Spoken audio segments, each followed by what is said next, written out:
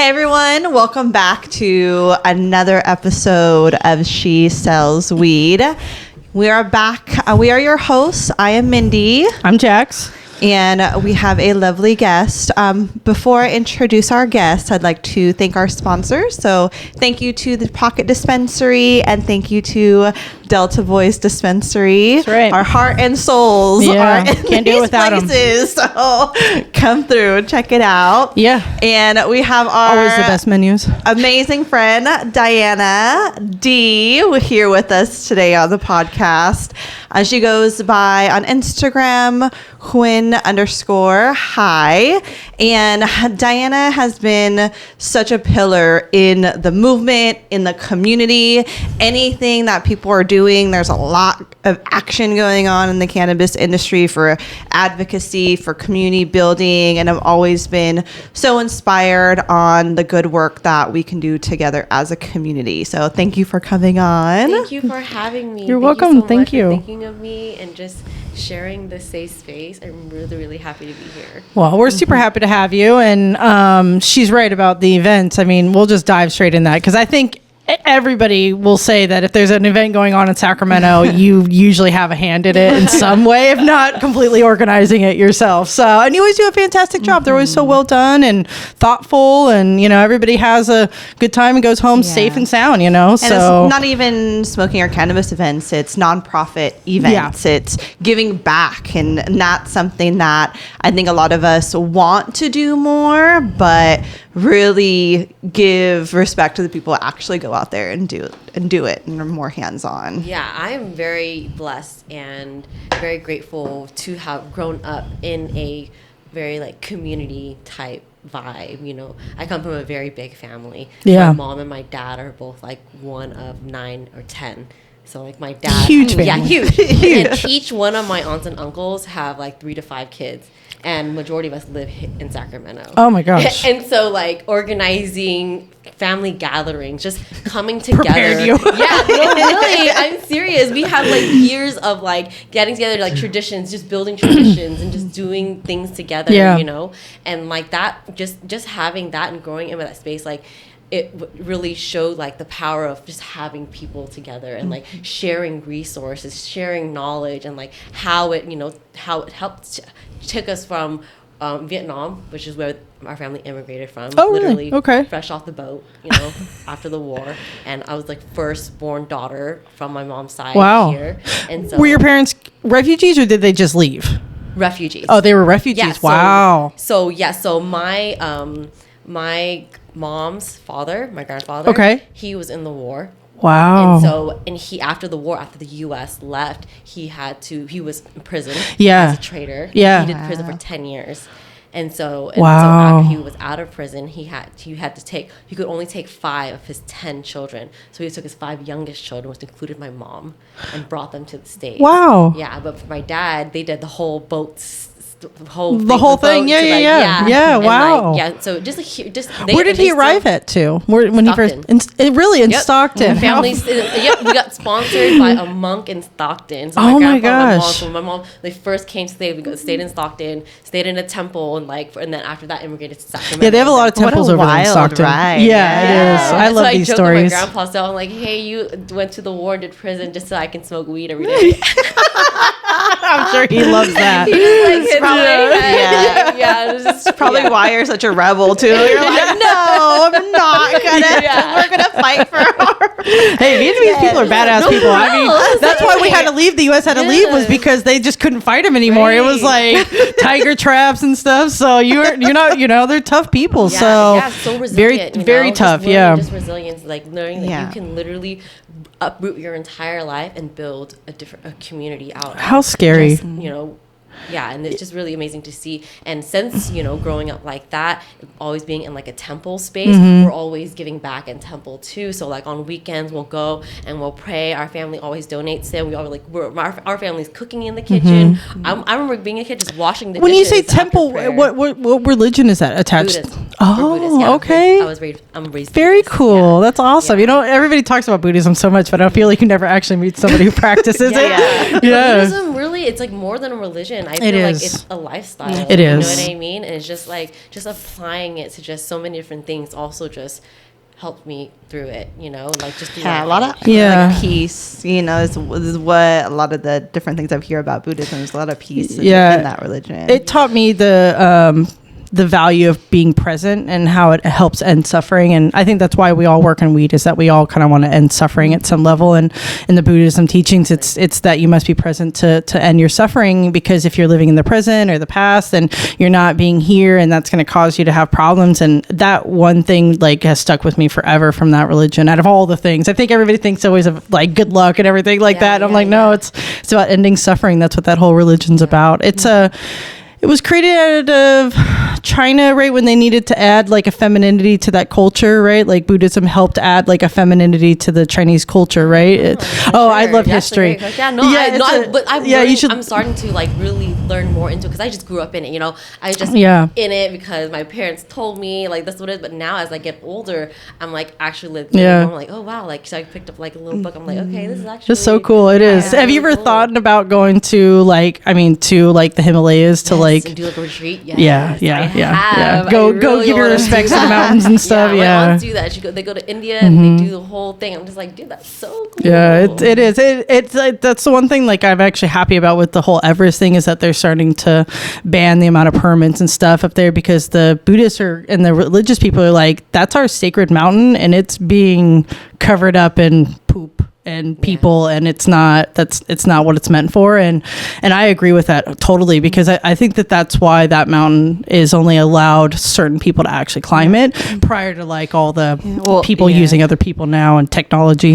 I think real spiritual people, you know, understand and believe that the mountain is alive. Yeah. So when you get like different people that don't really understand that, it's true. So you got to pay respect. It's not just an adventure. It's a whole thing. Yeah. So that's beautiful.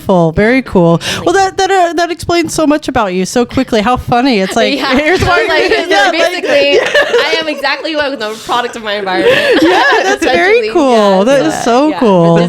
So back, you know, events like, so just like, I just also really love weed. Like, you know, weed is just, ever since I was introduced to it, I was just like, oh, this is an amazing plant. How did you get introduced to weed? So my older brother. Which is, I feel like most people in the world is like an older sibling, right? Yeah, I was the older sibling. Yeah, and that's me too. My older sister too. Right? Yeah, I was like, what are you doing? I was gonna say, everyone's like, oh yeah, kids are gonna get to access with too many dispensaries. Like, you never see kids in the they're getting it from their sibling. Yeah, exactly. If they have an older sibling and a big family, for sure. But funny, because he like let me like see it and smell it, but he didn't let me smoke it with him and his friends. He was, like, older than me, but he was like, you can't smoke it. Like, it's, you know, you're too young, you're gonna get addicted.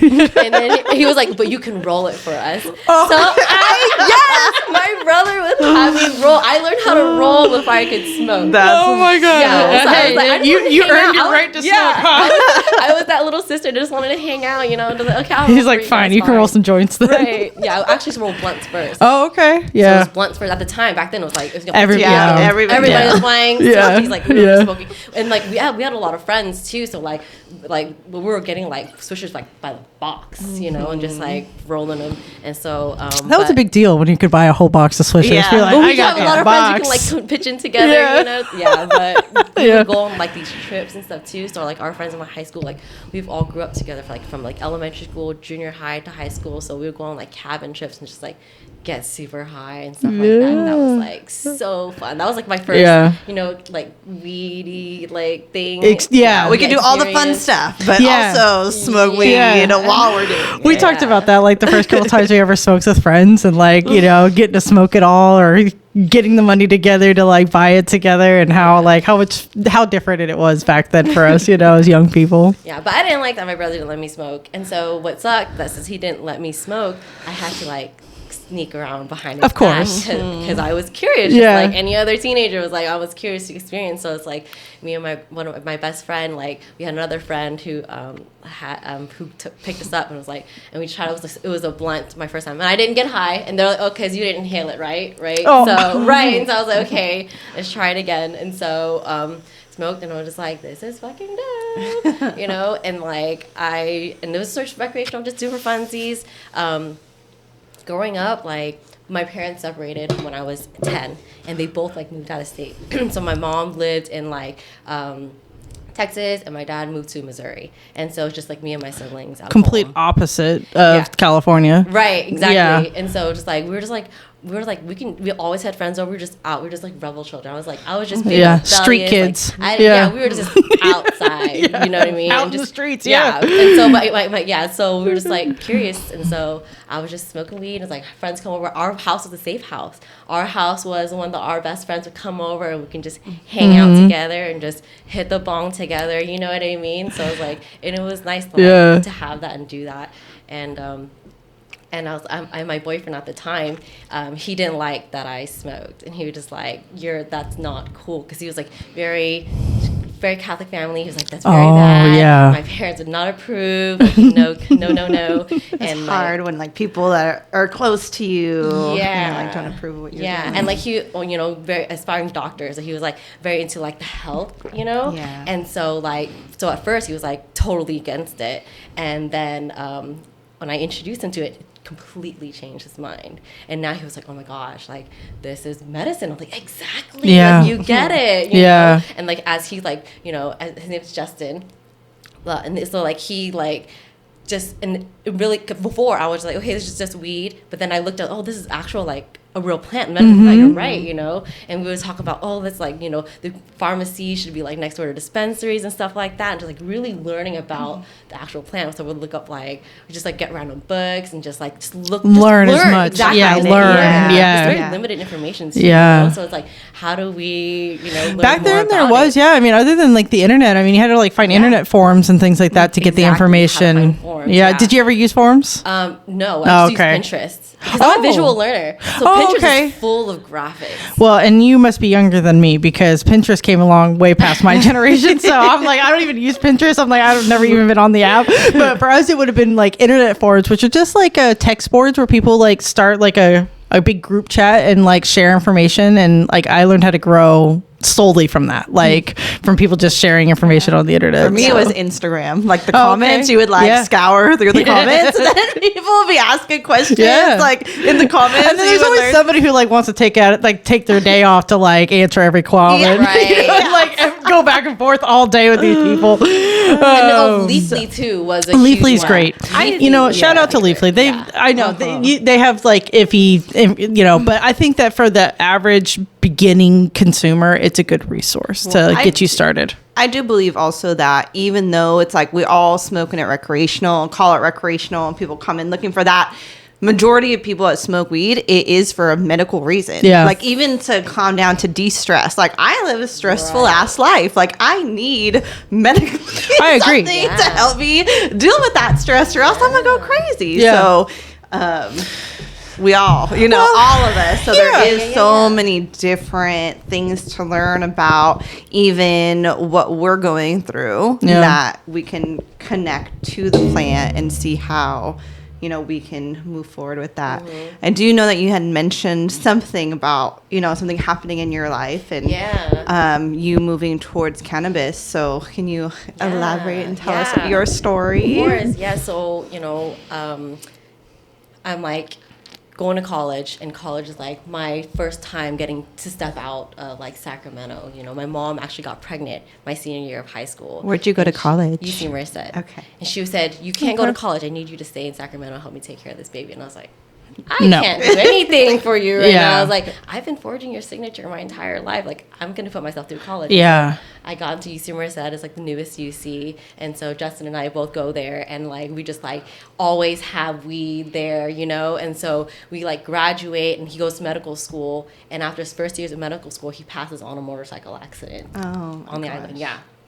Oh. And it was like crazy, because I was like, just like, whoa, we just out like of nowhere. Like we did everything. Like I got, we did college, we did everything that we were supposed to do. Like, and then he just dies. I'm like, whoa, my life just like completely just like felt like it just flipped. I was like, I didn't know what I was doing. I was like, my person, and I couldn't roll joints. He was my roller. You know what I mean? I was like, oh my god, I can't roll a joint. Like, what am I gonna do? No, but it just, and it was just really hard, and like, I was just I was like crying on my way to work every single morning, just like Yeah. crying. I was like, what am I going to work for? Like, what am I doing? Like, I have no idea what my purpose in life was. You know, like, I just didn't know what to do. Yeah. And I was just like, all I knew was I love to smoke weed.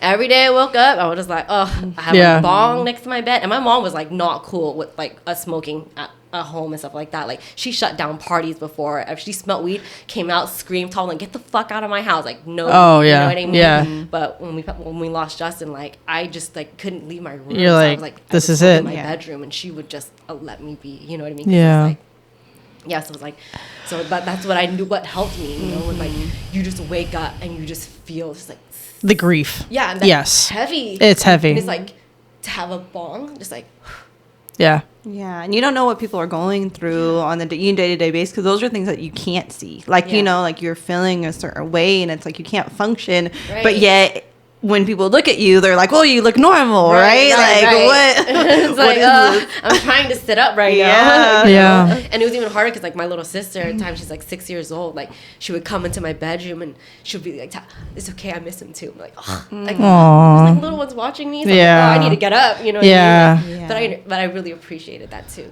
Yeah. But weed really helps. you Yeah, know? And like events, like you said, just getting out and going to being around people really helps. It does. And so, but so a week right before he had passed, I went to Coachella.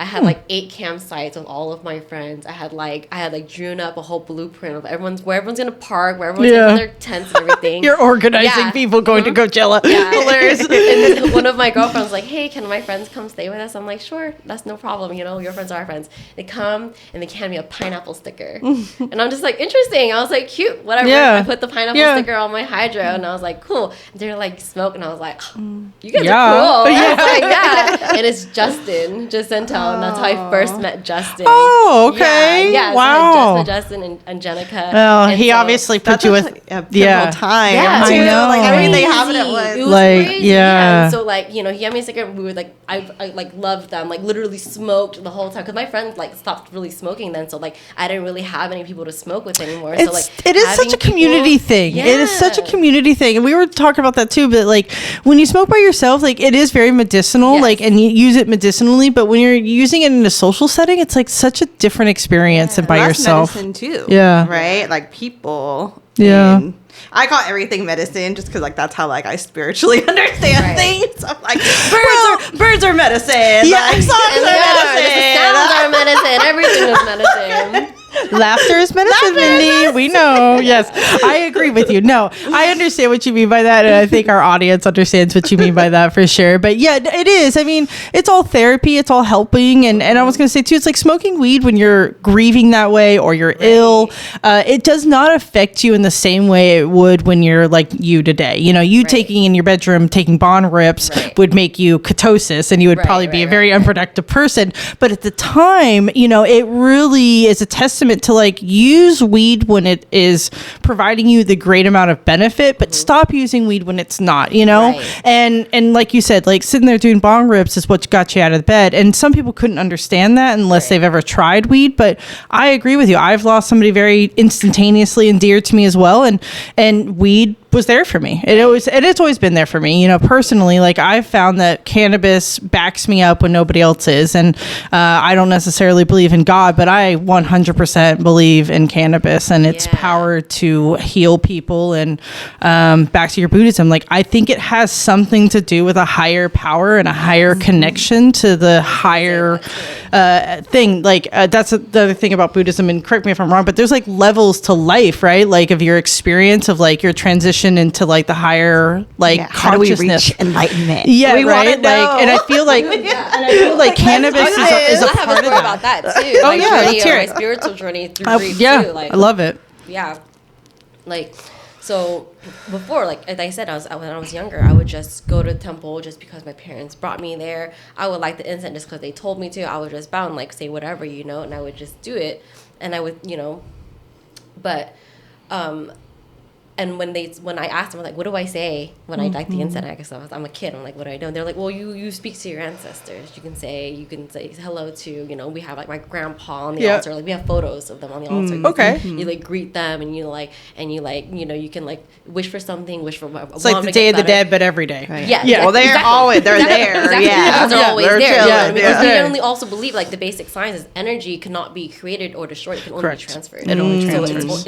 It is. exists. The One fact that Yep. it ever exists, it means that it exists. Correct. You know what I mean? And that means they're there. Correct. And so that's, you know, and so like before I would like be speaking to like my grandpa and stuff like, but like I was a kid, I didn't really have a relationship with him like that. But now after Justin had passed and had lit my first like incense, I was like trying to communicate to somebody. Like, like, not just talking, but like but communicate. But, like, yeah. You know, you can't. Oh, sorry. You It's can't okay. like open up, you know, the porthole of Yes. the channel of just doing things with intention and really being present. Yeah, You know the what I mean? intention. And, yeah. Yes, being in the moment, being present in the moment, and setting the intention, and like just even setting your thoughts to be in that type of space and like into that kind of, you know what I mean, and allowing to receive that. You know, It's like a belief too. Like Yeah. you believe in it. Right. Yeah. Yeah, that's why I don't mess around with none of that witchy poo stuff that people be messing around with. Where like they're like, "Oh, this is just fun." I'm like, I don't play with anything because, like you said, like it's the intention changed it dramatically for you. You've been doing that your whole life as a kid, nothing, and the moment you put intention behind it, it becomes something. So yeah, our thoughts definitely dictate our reality for sure. absolutely. So, did you have a moment? Did he ever come to you? Has he ever come to you like in your dreams and stuff? He has. Yeah. Yeah, actually, I have this very vivid one where it was like early in the in my grief, and I just had, but early in that year we had this this New Year's resolution to like travel, like and do travel a different month every single city. Fun. Know? And then when he passed, I had this like survivor's guilt. I'm just like, do I keep going? Do I keep living? You know what I mean? Yeah. And so like I had this dream, and he came, and we were like at the airport. Oh, sorry. It's And, okay. like, I was supposed to get you tissues. I forgot. No, it's okay. Go ahead. I like remember jumping into his arms, and then he like whispers in my ear like, "Live for me." Aww. And I was like, I have to now. Yeah. I have to go. Yeah. It's like do everything that anybody who wanted them to do, you know? So Yeah. like, that's why I'm like, yes. He just wanted to see you happy. Yeah, like smoke that weed. Yeah. Go hop on that plane, do that trip, you know, just do live. it. You know what I mean? Live. Like Yeah. that's the best thing that we could do for them. You know, like It's so you know? true. And so it's like, and so it's like, what would he like want to like? What do I want him to like see me doing? Like he wants me to be outside, meeting new people. You know what I mean? Going to events, having fun. Yeah. You know, and so that's why I was so grateful for like so it was such great timing meeting Justin and Jenica when they did, because I since I had lost him right after. That was my year of just traveling, you know. So I was like, what do I do? So a year later, when Coachella came back around, they reached out helping to like sell tickets to Coachella. Like, what you been doing? I was like, traveling, you know, crying, Living. doing, you know, Living. yeah. And I was like, I don't know. And so Justin's like, we have a booth at High Times Cal Expo. Come work the booth. And I was like, What year is that? 2019. And I said, fuck it. I have nothing to lose. Yeah. Let's go. I'm game, you know? And so I like go to Cal Expo, hop in the vent, do the booth. And I'm just like, this is so fucking cool. This is crazy. And I If was your like, first exposure to being in the industry is a weed event, it is fucking wild. I was like, you It's can do this in Sacramento? And Yeah. it was so cool because like, there was this old lady. You're like, how long has this been going on That's for? what I'm They're like, saying. forever? I just got from college. I was like, what is going on? I was like, what did I miss? You're like, I love weed, and there's weed everywhere. People, where have you been? Yes, I was like, exactly. it was just so cool. Like, it's just like random, just like community members, so many different types of walks of people. You know, there's like people FaceTiming her. I saw this lady FaceTiming her sister from like Georgia, and she was like, "Look what I'm doing on Saturday, sis!" Like just handing me the joints. I was like, "Yo, this is so cool." I think that was the first like legalized weed event in Sacramento it at was. Calexo. Yeah. So cool. It was. It just changed my entire life. Yeah. Changed my entire life, and just they hired me on the spot, and so when that was the first event. So I was doing events, but the first like real job that I did on the payroll was I was doing dispatch. And so, which was cool because Humberoo is a delivery service. Yeah. And since I was like, hey, I wanted to learn more about weed, what better way than to be, you know, selling it. Exactly. So like, if I didn't Yep. know what the answer was, I had to find the answer. And so that was a quick way of having me like, you know, learn, which I really loved. And I thought that was really cool. You know, so yeah, because you're dealing with people and the product at the same time at that right? Because you're taking calls from customers and then getting people to their product, right? Yeah. Right. So I mean that's like the best way to learn for sure. And they can't see it, so they're probably asking way more questions too. Yeah. Like, what is this? Does it look good? Does it look crafty? Real question. Oh my gosh, real quick. Is it just a percentage? Does it actually look good? Yeah. Does it smell like old weed? Yeah. And then like also, you know, the challenge with delivery is that we don't have that face-to-face interaction with members, you know, so we have to get creative. You guys are mostly online, right? That's supposed to how everybody interacts with you guys. Right. Yeah, wow, that's gotta be tough. It is, and that's why we do events, and that's why I do events on as a side for it. So like as pop-ups, because that's the only way we can have a physical presence. You know what I mean? Like everybody knows about Humberoo because. I think you guys are the only delivery service I think of as even taken that route as far as like being a part of the community. I can't think of another delivery service that's active like that, where you guys are like, I don't really know. I mean, dispensaries do because they do it at their own storefronts. But as far as like you guys, it's very smart. It's very smart marketing wise and advertising wise because you're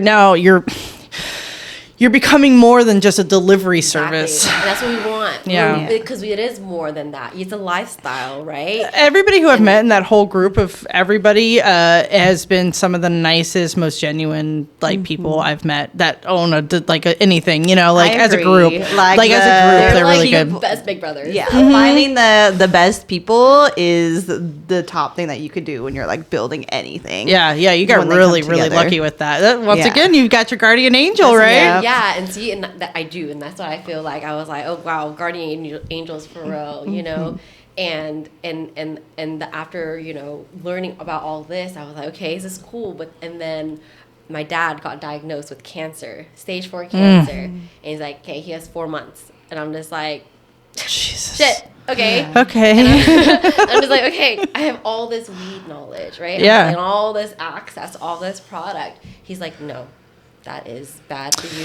This is bad. Keep that away from me. Like, I don't want it, you know? Yeah. And so I was like, I didn't want to, like, fight with him. Push, yeah. Yeah, you know? And, like, also want to respect him, but also know better. So his wife allowed me to make tinctures. And you see, because he was complaining about the oxy. Yeah. And which is understandable. Yep. He was like, I don't like that. I can't feel that I'm not there. I can't talk to you. Like, I don't like that. I'm like, yeah. So, like, let's, you know, replace it. And then, you know, and so, like, HB gave me, like, cream. So I got to, like, massage his feet just to be able to relax. You know? And, like, that was really nice, you know. But it really sucked. Like, to his very last breath, like, he was not open to it. But it changed my families, like my aunts. Yeah. You know, because that very night, even just the night of my father's passing, like I love telling this story, and it's like because it's such a beautiful, beautiful way to pass. Like we have nurses like in our family, so they could tell because he was in hospice. So we did bring hospice. the mic a little closer to you. There you go. Perfect.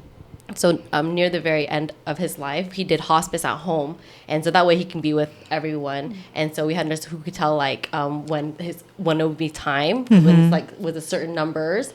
And so when they knew, like we had everyone come over, and like all of his aunts, my cousins, few of my cousins, like we were in the bedroom, and we would do the chant, this Vietnamese chant, it's Namo Yida Bak, and we would say it over and over again in chanting, like over again. For the energy in that room was built to a crazy level. A crazy level. Okay, what does it mean? Like, what does the chant mean? I googled what it means, but when I googled what it means, it's like this is what the Namo Yida. It's like to like you're like praying to the I don't want to say God, but like God, to God, you're praying to God, like, Namo, praise, and it's like, you know, and it was just the energy in that room, and like, and this is the same chant that we always chant in like temple too, you know what I mean? And so mind you, we're in this room, and like we're like saying this over together, and my dad just laying there, just hearing this, you know what I mean? Yeah. And just listening. This like vibration. Yeah, exactly. Yeah. And then and we literally, what an intense way to die. Like your whole family's just like you're like, okay, like You are not, not alone at all. No. Everything is there. Yeah. Wow. We literally watched his body like lift, Transform. Wow. Yeah. Transcend. Sorry. and we continued to like chant, like keep Oh the my path God. open for him, so he can, Yeah. you know what I mean? And it was just fucking crazy. What a crazy and it was experience. so beautiful. Wow. I went, I made the call, had them come, watch them, bag them up, roll them out. The first thing I did was light a joint. I literally stood on the sidewalk, watched them drive off, like with my little sister watching from the window upstairs, and I just lit my joint. My uncles came out and they smoked it with me. Aww. My cousins came out and smoked it with me, because like, what the fuck else are you gonna do in that moment? Yeah. You know what I mean? Yeah. And like just being together and just like, and it was just wow, that's beautiful. That is really beautiful. It's beautiful to have a family and a, and a whole thing like that. Like, the culture, you guys like having show a up for community each other. that's what I'm saying. You community, can the go culture, through all hell of it. Yeah. on earth, and if you have that solid, you can literally go through anything. You Yeah. know what I mean? And still get up and go That's forward. why I think, that's why it's so important. I think that's what's great about weed, is that it brings people together that maybe don't have that. You know, Right, I feel like a lot of us don't. exactly. You know, And that's why I love curating events. yeah. I love just bringing people together who would not normally come together, and then it's just. I agree. I mean, I have a small family that we get together. It's just my mom, like her husband, my brother, his wife, her daughter. Like, I think that all together we're like maybe 15 people when we all get together. But it's like so nice. But I could imagine like that times 10, like whatever, like for people who have like really big families like yours. I mean, if you were to count, you're probably like, it'd take you a while, right? It's like, like that experience of having like that kind of backing behind you. Yes, you must feel like a wave. Like you're just like, you can just push because you've got this like behind you, that's really beautiful. It obviously comes through so much in everything you do. Like everything you do, I mean, seriously, like every event. I know I don't make it to a lot, and I apologize for that. I'm all the way out here. Okay, all right. I'm just saying, like the things you do and the way you bring people together really shows, and it's really beautiful. Like I said in the beginning, like it's every event I ever go to. Like I want to get you connected to some of these bigger events. I think that you should go work with the big boys and really show them what's up. You know what I mean? I honestly, like, you'd be surprised. Like there's people out there that don't do half as good of a job as you do for your events, And it's not just me too, though. Of course not, but we know that you. It's the skill of organizing, right? Because whether it's like 2 people, 5 people, 100 people, 1,000 people, it's like you got to know how to organize it and like put it together and have a good time, because it's like you're worried about, okay, are the people are the people having fun? Are the vendors having fun? Like, is everybody having fun? Yeah, you're doing that. You're all like, the whole time, and then by then you're like, okay, take picture, everybody.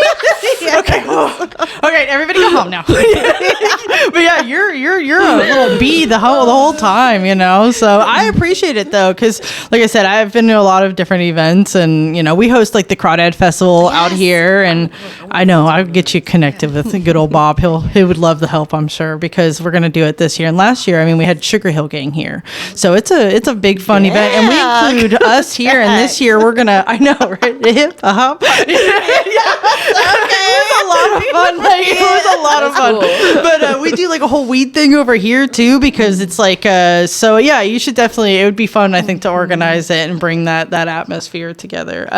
But yeah, like it's you're a very, very cool person, and I'm very grateful today that we got to like know more about you and where you come from, because that's a really beautiful story. It's very unique. Thank you. I really appreciate it. Thank you for sharing. Yeah. I feel like, I feel very grateful. It's like you said, it's like guardian angels. I feel like you've shared like the most deepest conversation that we've had on this show so far. I feel like we try to like pull it out of people, and everybody's like, and you've just like really like given it to like the audience. I'm like, I feel so honored right now. I don't know what to say. Like these stories you've told today are just like very intense experiences. So, psychedelic free too. And imagine my family just like watching this unfold for me, and that's why the raw golden ticket was also so special. Yes, like that's a right. whole So yeah, I remember when you told me that you won that, because I remember watching it all unfold online and everything. You know, I love my weed drama. We'll say it's like a little soap opera for me. When I remember talking with you about it, and you're like, "No, I won that," and I was like, "What?" And you're like, "Yeah, I'm going to that." And I was like, "That's real?" And you're like, "Yeah, right. supposedly I'm going to the airport. We'll see."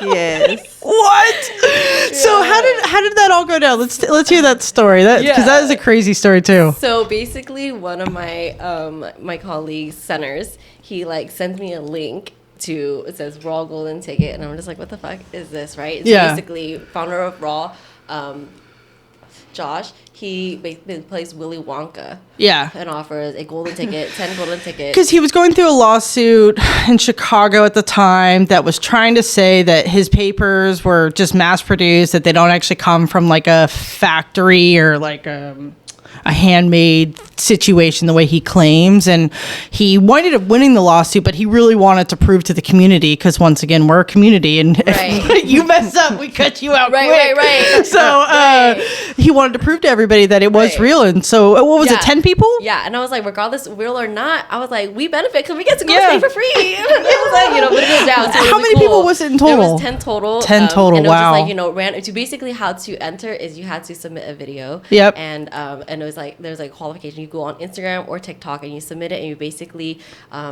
share like a trick, or share your story about. What was yours? Mine was that how cannabis helped me through grieving with Justin and my dad. Literally, that was it. And I was like, and how I found, just how I found my community and stuff. Yeah, and it's connected to travel too. Because that's what you wanted to do. Wow, a lot of connection there. Yeah. And so I was love that. Hopped on a plane, and it was so cool. It was just like, we go in and you get under a roof with other people who just won this golden ticket. Like, you felt like Willy Wonka, huh? Yeah, literally, it was so cool. I met Riley Kirsch. She's awesome. Like, I've always like followed her on Instagram and stuff. So I thought that was really cool. Is that the doctor lady? Yeah. Okay, yeah. Yeah. So it's like, she makes like educational, like easy, consumable, digestible, like information. Content. Yeah, and so it's awesome, and I love that. And so just like being around that, and I thought that was really cool. And then I also met Brandon there as well. Yeah, I met my boyfriend there. And that was really cool. Yeah. He won one of the tickets too. Yeah, which is awesome. And he's like from Georgia, so it's like we'd like really the likelihood. Exactly. Yeah. So it's just like, he really like loves the plant. Did he grow up in Georgia? People come together. Oh yeah, you got yourself a Southerner. I've got a Southerner too. They got a certain specialness to them. They're a little different than Cali people. Love it. Yeah. It's just so cool. You guys have traveled a lot just recently, right? You've been all over, but we'll get ahead. So how was Spain? Like, how was seeing the papers made? I mean, is it everything that they claim it to be? I mean, I don't really. Did they make you sign an NDA? They're like, yeah, we're taking it to Spain, but just get it when you get home. Just let it go. Yeah, no, everything was really cool. Yeah. Seeing like how the paper was made, like the gum and stuff like that. But I don't know why my favorite thing, the whole thing was just going to like the lounge out there and just being around. Me just smoking in places. That was like my takeaway from the whole trip. Because did he like take you guys all around and all? Oh, so you guys got like VIP, like raw guy treatment. Oh, it was really special. You're like, really cool. And they have the social clubs in Spain, right? The lounges. The social club lounge, and it was just really cool. And I was it was set up for us, to come. I was like, it was really cool. And then I was like, and I after the trip, it was a week-long trip. I chose to change my departing ship, and I stayed in Spain just to travel by myself. Cool. Super fun. Yeah, so I just like went to Spain's really pretty. Yeah. It's very pretty. It was so cool. And I just went out and just found places to smoke, and it was just so nice. I was like, this is amazing. Do people just smoke out there, or is it only really restricted to the clubs? Or do you catch people smoking out in public all the time? Yeah, it's like here, where it's like, you're not supposed to, but I mean, what are you going to do? It's inevitable. Yeah. It's like stopping people from drinking in public, not going to happen. But, just seeing that experience, like my first time ever having that kind of experience was in Amsterdam. And I went to Amsterdam, and I thought it was so fucking cool. And I was like, yo, Sacramento is going to have one of these one day. I love Amsterdam. It's such a fun place. I was just like, yo, and I literally sat there, and I'm like manifesting it, intentions. Like, we are on our way. We are working to put this. Is that why you came home so passionate for Sacramento? You're like, oh, no, I'm running this too. smoking around the world, come back. That's what I did. All of my travels, I looked for places that were legal just so I could see what the culture was like. I was like, what do they sell in their smoke shops? Like, I wanted to see what all the cool toys and cool gadgets they have, like. When you were doing the sax thing, I really appreciated that you brought once again some organization to the whole thing, where you made that video or the little thing about like, hey guys, like if we're gonna talk, here's some tips and tricks, and I was like, that's really helpful, because I feel like a lot of people want to say things, but they've never been taught how to speak to city board people. It's intimidating to go up there. It's really scary. So having somebody give some pro tips on like how to get yourself organized, I think it was really helpful for everybody. You know, and I appreciated just reading it, because I was like, oh good.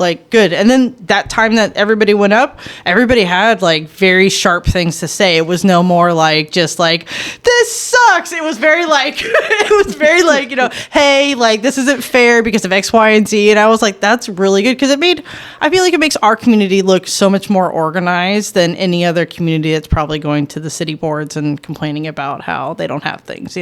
We try to be very, organized and tactful in the way that we handle. I think that's why we did Vance the way it is because everybody in Weed's like, okay, get it together. Somebody takes over and helps really organize everybody, and then shit fucking happens, so. Huge shout out to Nina Parks. She basically brought her blueprint from the Bay to us and helped me apply it, which is fucking amazing. Shout out Nina. Smart. Yeah, and so she was like, hey, you need a town hall. And I was like, okay, I got a place. I know a time we can do it. Yeah. I'll get snacks and refreshments. And then I'll get the people to pull up. And then I'll get the people there. And then, and she was like, okay, cool. When the people get there, I will, do the activities. And hell yeah. And that was awesome. It was just really cool. Just getting people there and just doing intentional group activities. It wasn't just a regular event where people just go and just smoke, which is awesome too. We had actual activities together, envisioning together. Okay, let's take everyone break up into 4 groups and numbered off so you aren't in the same group with the person you came with, and smart. And so it's just everyone answer the same question, where do you want what do you want to see in Sacramento cannabis? It's got to be consistent. What do you want to allow? And just finding the common denominators.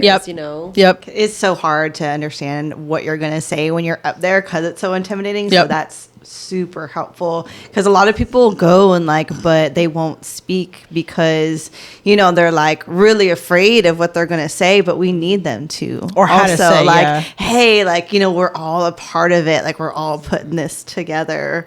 But that was a dope that wasn't I was there. I know. I wanted to be there. It's hard. But no, it was cool, that connection to learning from different people and Nina in the equity trade, and how you have to connect, and we're connecting with now these different cities and these different places, and then you're going worldwide smoking on all these lounges. We're gonna go out there too, but it brings us all together. It does. It really does. It's freaking awesome, and I just love how how much more the industry is going to grow and change. This is just the beginning. People are just understanding their their impact, and I really think of it as basic science, atoms coming together, and it makes something, we are energy and vibrations. We are just coming together and just making impact. We just have to keep coming together and just doing it. We do have the strength in numbers.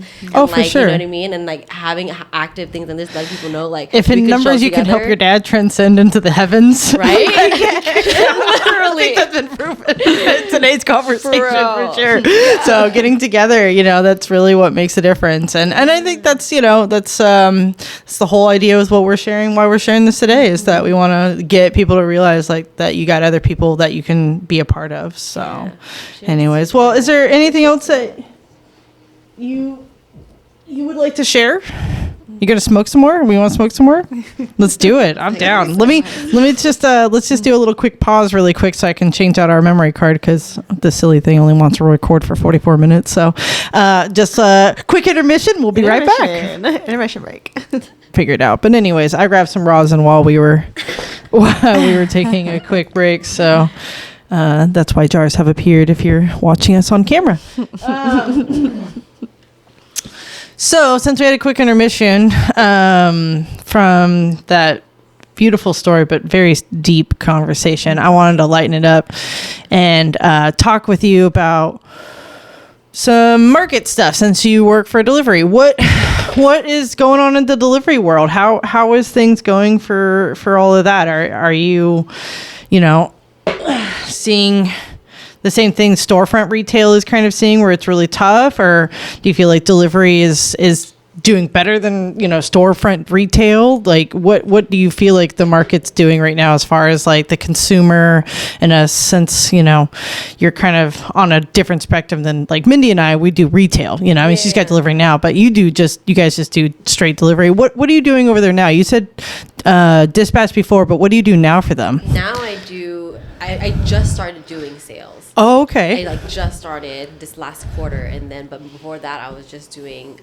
events and like marketing essentially. Okay. And so, to answer your question, like if delivery is doing better or worse than storefronts, like I wouldn't really be able to tell you. Okay. I'm not really sure. I know that we were like doing extended for a long time. Yeah. We used to go like all the way extended east, so we did shut down that route. But we do still service the greater Sacramento area, and we go all the way down to Tracy. So for delivery. Do you guys come out here? No. Oh, okay. I don't think there's any deliveries out here. Yeah, but that's why we still want a presence out here, so like to be in the store. That's too. really far. Tracy's really far from Sacramento. It is. We'll go out once a day. Longer one. So we basically let that entire route know, like if you want to place an order to be on that route, we try to like prep like pre-orders and stuff like that, and like incentivize pre-orders and stuff like that. But so now it's just doing sales, and that's just learning. How's that going? It's like a challenge, but you know what I mean? A challenge is the good I word appreciate for the it. challenge. Yeah. Yeah, I also love the concept of being like well-rounded. So I want to learn more about the industry. Obviously going into the industry, you learn that there is way more to it. Than just selling weed over the phone. There's a whole. Is that all you're doing right now? It's like kind of cold calling people? No, that's what I was doing. Okay, 5 years ago. Yeah. But like now that I'm like more like on this other like operating side, like I can see things way different. Yeah. There's a whole. It's a lot more. It's very involved in in the showing up and doing the demos and everything. Yeah, But exactly. Are you having to do all the demos and everything too? Oh, wow. They got you. They got you working for sure. That's tough having. I know a lot of reps that have to do that, and it's some work. Yeah, but I also appreciate too. It's my first time going out to stores and like doing demos at like Pocket and stuff, and I do really appreciate just so being on that side to understand what it's like, what it takes, to know what they need to like be able to like create that list, like this is an essentials box, like what we would need for any type of pop-up type, you know what I mean? And helping figure out that, build that structure and like allow it to be like. Yeah, you get to see all the different stores and how they all run and the customers that come in and how different it is. How different it is and see little details. Fun. Yeah. I enjoy like going to a pop-up shop. Like, hey. If you're a nosy person, it's right up that person's alley, because you get to go like, what's going on here? all the tea, all the bag stuff that people are doing. The bartenders start talking to you. No, I'm not supposed to talk to you, but that guy's a jerk. But no, but it's fun. Yeah, no, I love it when VAs come through. Like we get to have fun conversations, and it's nice too, because then when you go to like two events, like especially like the industry ones, like Hall of Flowers or something, it's like you already know everybody because you've like literally worked around them, which is also really like just back to the events. It's like it is now that you're like on this side of it, like you can see the value even more probably in events and things like that, because it's like we have to get together like all together. Exactly. Just like that's not now like before when I was doing just events for like Humber like delivery, we didn't really have much value at the time for like bartender appreciation. You know what I mean? Yeah. But like now we're just like how we have our products and stuff like that. Like we want them to try our products, but they're the ones actually selling them in the stores. Yeah. You know what I mean? And so like that's why we started doing like an event called like 422. So save the date, April 22nd. Oh, okay. Yeah. So it's like a 422. It's like our 422 because like 420 we're working our freaking ass off. Yeah. Serving everybody. Yeah, I've heard of this. It's like an industry 420, right? Yeah, it's for us that work in the industry. Yeah. So, but So just like doing those kinds of events, and also too, like I also am very passionate about like community events. So it's like, how can I merge the two together? Yeah. You know, and so that's why I have like Fortunate Feast, doing things like Fortunate Feast. And Fortunate Feast, it's like a community distribution during the holidays with like just hundreds of free things, you know. And before, when COVID first hit, like I was trying to find organizations to donate masks and hand sanitizer to, and I was getting denied because we're a cannabis company. Yeah. You know, and I was like, that sucks. I want to help too. Yep. No. You know what I mean? I was like, no, I remember all the extraction companies. Remember, they were like helping out by like making hand sanitizer for everybody and was like sending it out to like all the dispensaries and stuff. Yeah, I still have like hand sanitizer, like from Herbal, like all these older brands from back then. Like like they sent out the hand sanitizer. It was kind of cool, you know. Yeah. They're trying to do their part for the dispensaries because we don't get a lot of that like helpful aid stuff for workers because we're weed. They're like, you guys are over there on your own island. Take care of yourselves. And we're like, man, come on. So, so just getting everyone out, you know, and like getting us out of our like own weed world and like really applying ourselves into like the real world too is like really, really cool. And just showing us like we're more than just donors and we're not just for ourselves and just for people who smoke. You know? It's going into the mainstream. So I think that's where the next, you know, direction is you're bringing people together and you're like showing people like this is weed that wouldn't normally have access to that information, or you know, you're able to touch different kinds of groups and different communities like that too. So I really do love that. Like I'm like the, you know, the weed person that people ask in like all my different little worlds, you know, whether it's my family or like my other friends or just like, you know, and like I also appreciate that I'm bilingual. Like I speak Vietnamese fluently. So I'm able to like explain like cannabis in Vietnamese to my family, like, and so that's gotta be fun. Yeah, it is fun. I'm like, oh, that's kind of cool. You should make some like informative videos like in Vietnamese.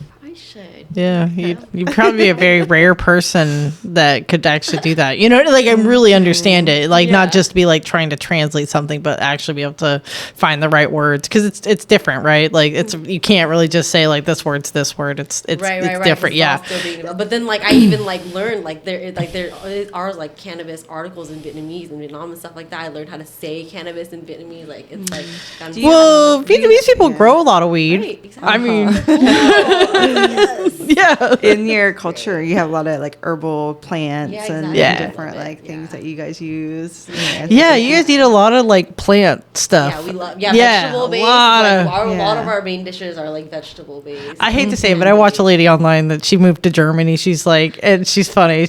But it's how she like interviewed, but she's really funny. But like she just shows like the different food culture, and it's there's like lots of like leaves and like lettuces and like fresh, very fresh food, very fresh. Everything's fresh. I love Vietnamese food. I don't think I'm biased, and I love my mom. No, I love Vietnamese. I also don't think I'm biased. No. I love her food so much. Like I started a food like cooking food page for her on Instagram. Oh, it's Huynh_hungry. Hungry. Yeah, that's a plug. Like it's really cute. Like it's like she sends me her videos of like after she finishes cooking, or like, you know, clips of her when she's like cooking. Yeah. And I'll translate it, so I'll put it in Vietnamese. Oh, how cool. Yeah, so I'll just like I'll write it there myself. No, Vietnamese food's fire. Yeah. And those recipes, like you're documenting those recipes so that do you know how to cook? Do you know? I'm learning. Okay. I am learning. Yeah. You gotta learn. Don't let that. Nobody can make it better than mom. Yeah. You know what I mean? It's like, but I am learning. Like I'm like going to the grocery. I'm buying the ingredients, and that's like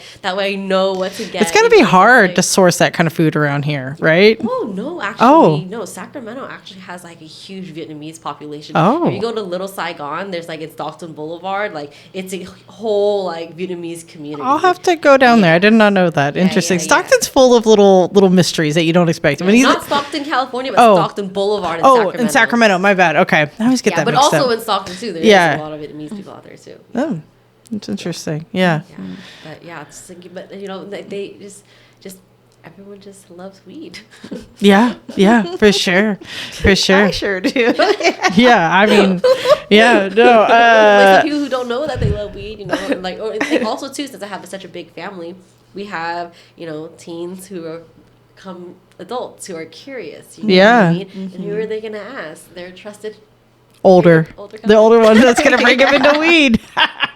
But yeah, but they're gonna grow up without it being illegal. It's just like a thing like alcohol, though. It's like, hey, you gotta wait till you're 21, you know, or unless you get a medical card, whatever, you know, which is basically like you really want to smoke. But yeah, like it's gonna be so different for them. Yeah, so different for them. And it's so amazing for them. I'm happy for them that they have someone they can trust, who they can ask, and they feel comfortable and not feel like, you know what I mean. But even if they did, they're gonna go to a dispensary now. Like they're not gonna go to some weird guy down the street, that, right? You know, but like smoking it at home though, like, you know what I mean. Like we would not have been able to smoke at grandma's house. No, but grandma doesn't care now. No. Oh, yeah. Now they're down. Like we can smoke together, like in the backyard, like we don't have to hide it. You know what I mean? Like just showing, just like, and like some people are like, oh, I'm scared because of my parent. I'm like, I'm gonna show you how to stand up to your parents.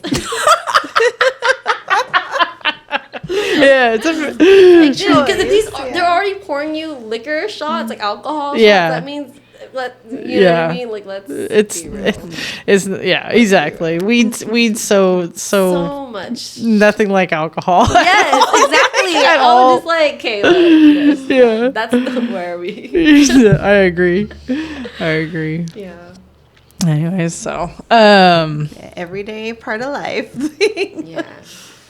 Do you ever see yourself trying to grow weed? Yeah, I try. Oh, what happened? They die. Oh. I don't know. Maybe I'm not doing it well, not paying enough attention. But Brandon grows.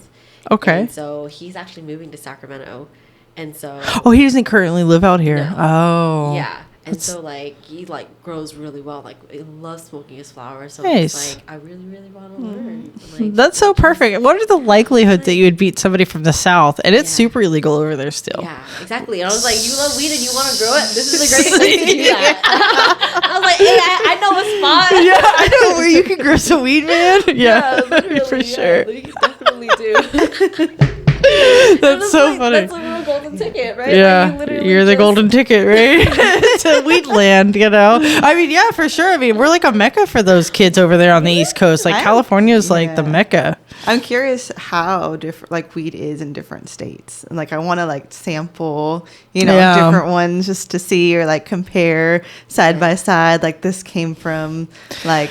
I'd like to seek out their top shelves. Like I go find like the more expensive stuff in somewhere just to see what it looks like. And it always surprises me what people like value as top shelf over there versus like what we value over here. Like not even that. It's just like our quality of like the best is like way up here, and like mid tier for us is like a lot of their top shelf over there. Yeah. And it's like $80 an eighth. No. Yeah. So like my dad lives in England, and it's really expensive there too, but they're starting to like open up a culture of it, so like they're passing medical and stuff. But yeah, over there it's like stupid expensive. Like distillate carts go for like $40 over there. It's crazy town. That's why it's crazy how to town. grow their own. That's the way to go. You know what I mean? Well, the reason I was going to ask if you've ever grown is because I have a friend who's shout out Lucy Hashco Seed Co. But they make auto seeds, and I have a bunch of packs that they've given me if you would like to try some. And they're auto flowers, so they're really easy like little plants. Say that. Auto just does its thing on its own. Okay, not auto. Automatic. It's not a car wash. No.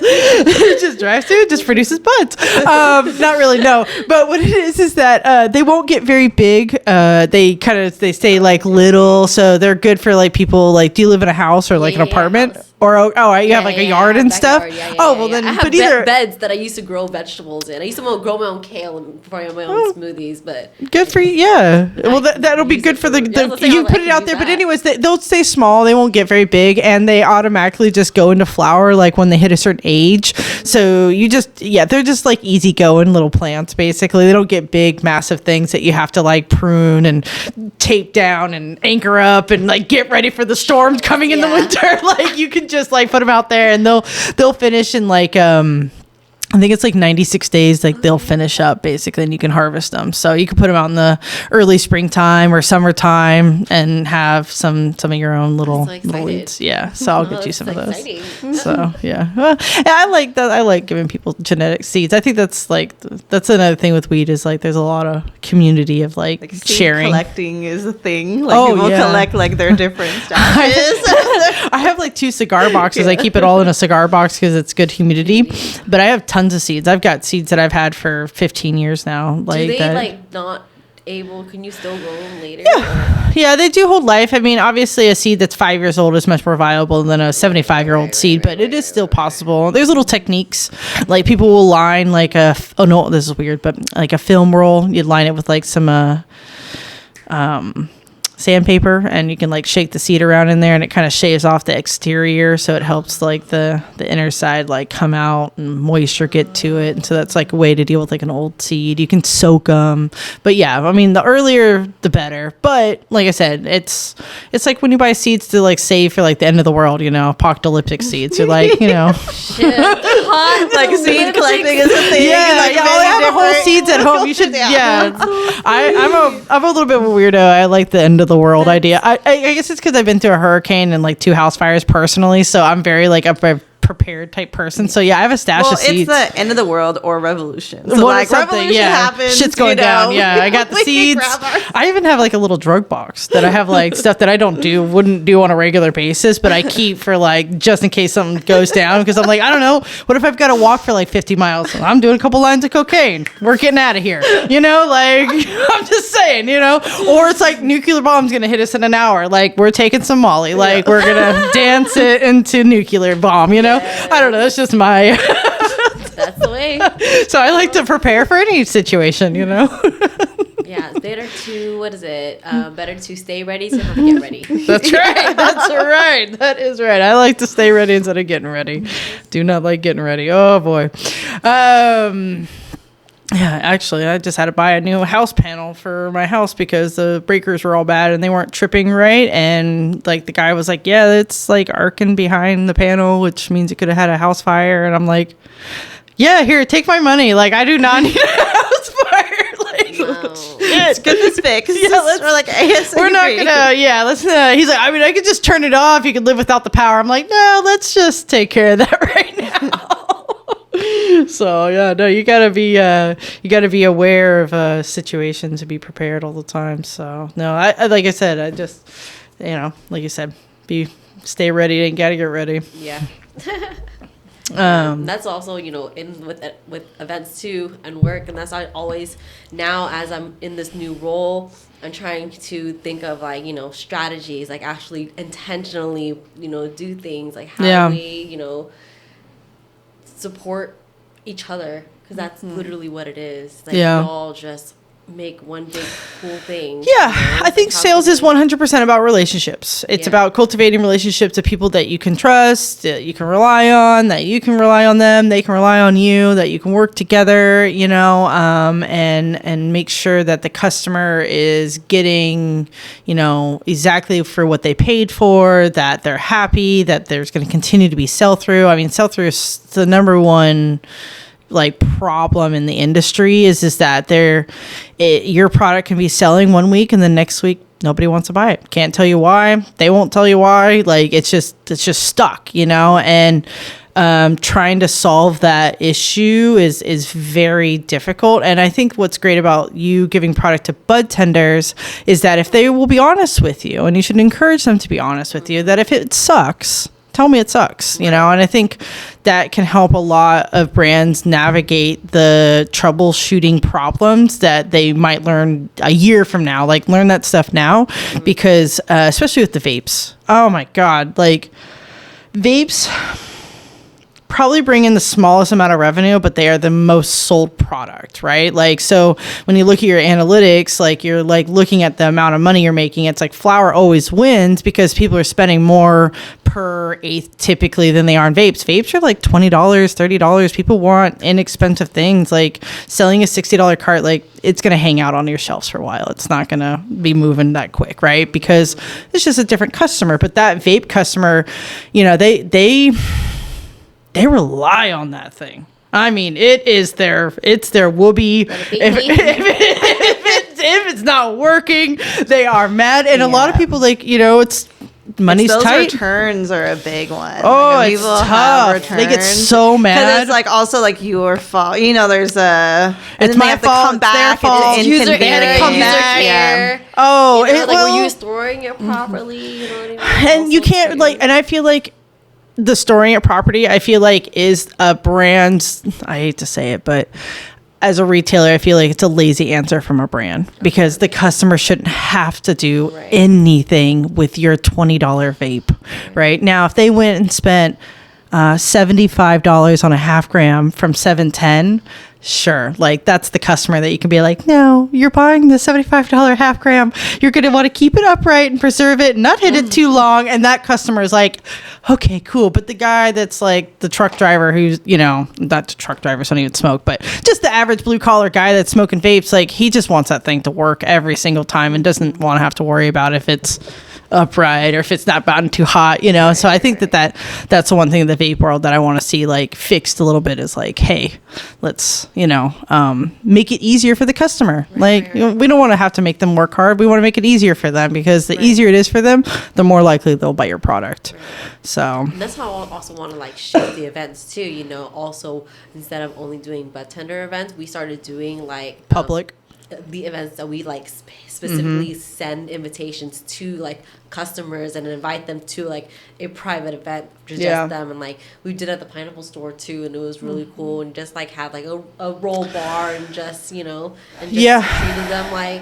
I had an event this year reach out and was like, hey, we want to give your store 10 tickets for friends and family to come to an event and 10 tickets for your superstar customers, like the ones you're seeing all the time. And we would like you to just, offer it to them. If they don't want to go, pick somebody else. But definitely like we want to encourage, you to bring your friends and family and your superstar customers to this event because we want to expose them to things. And I was like, that's nice. That was very smart. Yeah. Very smart because a little party, like, merch. Just create a party with the people that you like, are around every day, because now the brands are getting able to target directly to that customer that's consuming their product instead of it just being people who enjoy weed. It's like, it's like these people come to the club, right? Like they're buying the products, like they're the ones exposed to it because let's be fair, not everybody who consumes cannabis is buying it from a retailer. They're usually,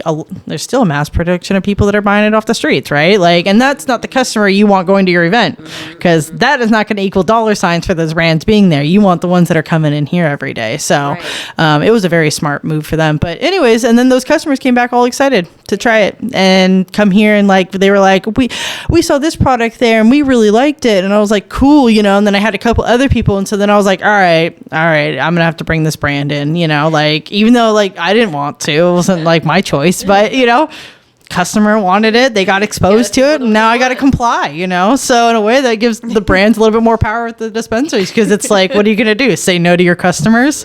They like my product, you have to carry it now, and you're like, no, but okay, fine. Are the margins at least built in? Like, and the answer is yes.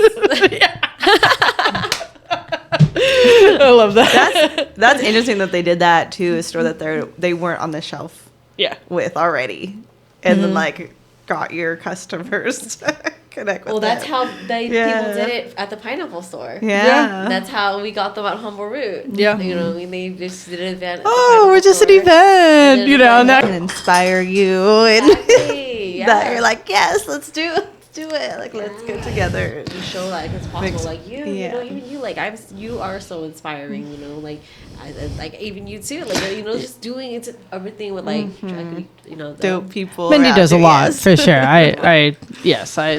I told Mindy when we first started working together that if I would have known all the things she does, I probably would have been too intimidated to ask her to be to co-host the show with me. But I'm glad I did because I think that her and I make really good, kind of co-hosts together in this world. Like you were talking about your dice game earlier. It's like I don't know anybody else who knows about that game, and it's like it's because, we grew up in a kind of similar way, with being on the street and using weed to help us and get us out of the scrambles. And here we are now. And it's a beautiful story, So weed has done wonderful things for, I think, all three of us. And it's really great to sit down and, like you said, talk with other ladies that fucking get it. They fucking get it, That's also why I love, like, Grown Women Good Weed too, like my dad had just been diagnosed and I was just, had just lost Justin. Also my pup rescue of like 15 years, like of old age.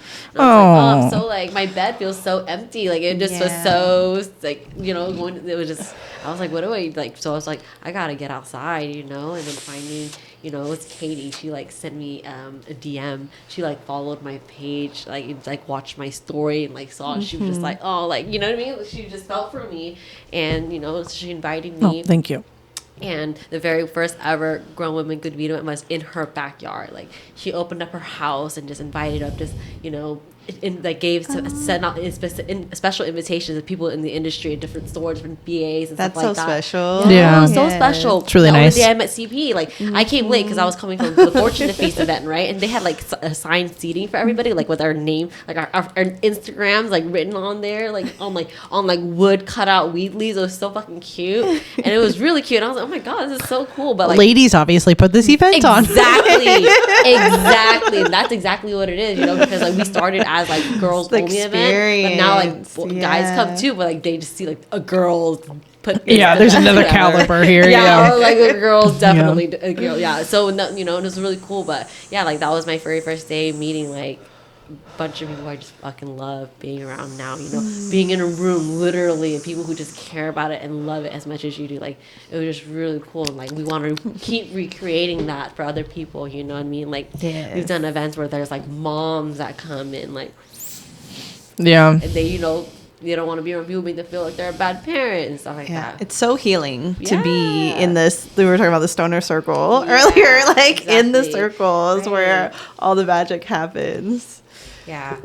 And that's why, I do think that the lounges are so important, because it just bring people together, because it sucks to have something or want to do something and then it's like, oh, well, then you can't smoke weed. It's like, I love it. I see it happen all the time in the Delta Boys Lounge, where I will be showing somebody how to like use an e-nail, and like there's already somebody back there smoking a joint, and like that person they'll be like, hey, what's up, and it's like next thing you know, I come back and it's like they're sitting there, their session, they're chatting and like sharing each other's Instagram. And now they're like they're best friends. They're like, bro, you come here often? Like, are you smoking here on Thursdays regularly? And they're like, yeah, I stop here on my way home work. Now these guys are like, and gals, everybody is like, building a new relationship, an adult relationship with weed, and friends out of that. And it's really cool to see that happen in a raw, like these people don't know each other, like they've never met each other before, and like that lounge experience brought them together, and they got to share a really cool afternoon. It's so cool. They both love the same thing. They're back there playing video games together. It's super funny. They're like, bro, did we just become best friends? And I was like, that's literally like, this is so funny. Like I'm going back in the store. Like, you guys have fun back here. Like, this place is, I have dudes that cry sometimes. Let's be fair, there's mostly dudes that smoke weed. Like, I see more guys per day than I see ladies. That's just the reality of it. But dudes that are like, they come out of the lounge sometimes and they're like tearing up because they're like, this place like gives us something, and it's like, because a lot of people can't smoke at their house. I can't smoke at my house, my girl, with the kids. A lot of people have kids, and it's like, you have kids at your house, like you can't. We smoke in the sunroom now, so right. I was like, all right, get together, bro. Yeah, exactly. But we have a sunroom that I smoke in as well, because that's the compromise, but yeah, it provides just like this great space. So I'm so looking forward to seeing Sacramento like evolve that and see where it goes for Sac City, because I think that that community really wants it. I think San Francisco, LA, Sacramento, like Eureka, these are some of these like major hotspots of weed. Santa Rosa area, Santa Cruz, will say, like they're kind of like really like hotspots. It's like they all need that for their community, and it'll help the brand. It'll help everybody, honestly, having people come together. It'll help grow everybody, because the sharing and the evolving of what we like and don't like will help come out. And I'm really looking forward to seeing how it changes everything. So, you know, and I also think that like these bad players in the industry, like that information is going to get sharing around more. You know what I mean? Like rotten fruit will fall by itself. Yeah, you know. So, but yeah, gonna keep doing me. Everyone's just gonna keep doing them. That's a good saying. I like that. Yeah. This is really greasy. What is this? Zope. My cadre. Cadre. The first time I ever had Zope, Bruno gave me a roll, and it was Zope flower from Deep East with Zope rosin, and they had put Zope terps on it. So it was like Zope on Zope on Zope. The Zope is Zope you'll ever smoke. Shout out to Bruno for that. And that was the first time I ever smoked Zope, and it got me so fucking high that, I mean, I started sweating while we were smoking a joint, and I was like sweating. I was like, whoo, like this is some stuff right here. But I think it was all like the terps, like the hash with like the terps and everything. Because it was like, it was Zope, but it was like Zopey Zope. Like, I mean, it's Zope as you could ever imagine Zope to be. I'm not kidding. It was so Zopey. I know you The think intention, Zope, but it's so Zope. Like, yeah. This is good, but see how greasy it is? Yeah. Imagine that like times 10, Yeah. you know? Anywho, so, well, it has been a blast of a conversation with you, Diana. You've shared a wonderful portion of your life, for sure, with everybody, and I greatly appreciate you doing so. Thank you for listening. Yeah. Thank you for sharing. Yeah, it's a good story, for sure. Keep sharing it, for sure. It's a good story. I think there's probably other ladies out there, you know, maybe there's a little Vietnamese girl that wants to be in weed, and she finds your story, you know, and it helps uplift her. That's my hopes for all these podcasts, is that some little girl somewhere sees it and sees like, oh, I can have a future in this, you know. So We need representation. Yeah. Right? Like we need to be seen. Yep, exactly. When I see my little cousins, like, Yeah. you know what I mean? When they look, I'm like, they're looking, they're like, yo, like she's like out here changing, helping change the rules. Yeah. You know what I mean? Creating the world like we're gonna be living in. You know. What I Yeah, mean? and you're gonna Like, help inspire that. Yeah. It's cool. It's cool to see them like take the ball and like run it a little bit, right? Like you've carried it so far, and like they're like, I got it. Like, batons, passing the there you ball, go. passing the ball, passing the lighter. yeah, passing the torch. Yeah, the passing of the torch. Exactly. So, yeah. I love it. So, well, what's your Instagram again? Huynh, HUYNH_high. Perfect. Oh. Well, That that was my video that just died. This has been a fun, wild That was podcast. There's cool. lots going on in this podcast. So if you're still listening, we really appreciate you coming all the way to the end of our show. And please follow Miss Diana on her page. She's always doing really fun events. So if you're in the Sacramento area, or if you come up to the Sacramento area, she's usually got something fun for you to do that includes cannabis. And we hope all of you have a beautiful day. And make sure to give us a follow and a like and comment and reviews. They really help us grow the channel so that we can get to a higher place in the platform of the internet. And you guys all have a great day. Thank you. Until next time.